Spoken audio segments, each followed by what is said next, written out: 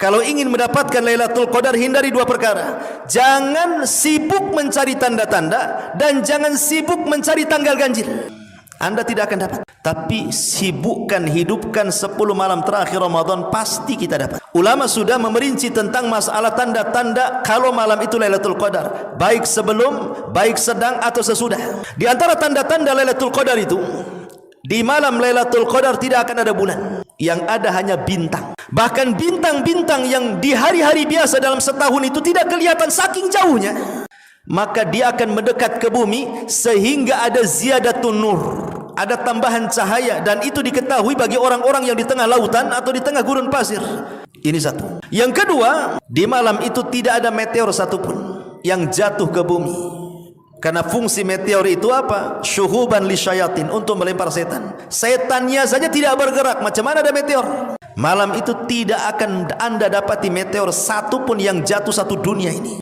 Karena malam itu malam salam keselamatan. Kemudian juga yang ketiga, kata Nabi SAW, Lailatus Samha, malamnya tenang-tenang sekali. Ya, tidak terlalu panas, tidak terlalu dingin, bagi yang sehat. Kemudian juga, apakah harus seperti itu? Maksudnya cuacanya sepoi-sepoi, angin tidak terlalu kencang, senang? Enggak, terkadang Lailatul Qadar pun bisa terjadi dengan hujan deras.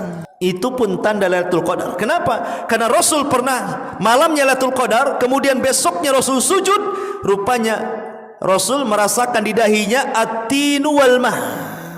Jadi ada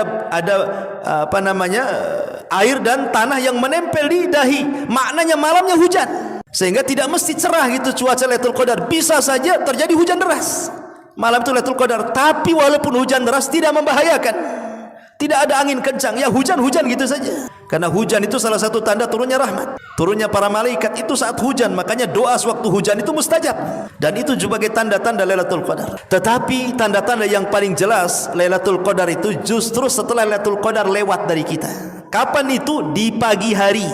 Malamnya Lailatul Qadar, paginya itu tanda-tanda yang paling jelas. Apa itu? Anna syamsa la syia'a fi, matahari cahayanya tidak terlalu menyorot, maknanya sedikit redup sehingga kita bisa melihatnya. Imam Ibnul Qayyim memberikan alasan kenapa matahari di malam Lailatul Qadar itu kok cahayanya berbeda dengan setiap hari terbitnya. Ada 3 alasan kata beliau. Yang pertama, karena malam Lailatul Qadar itu penuh dengan malaikat, sehingga di pagi hari malaikat itu mereka naik ke langit.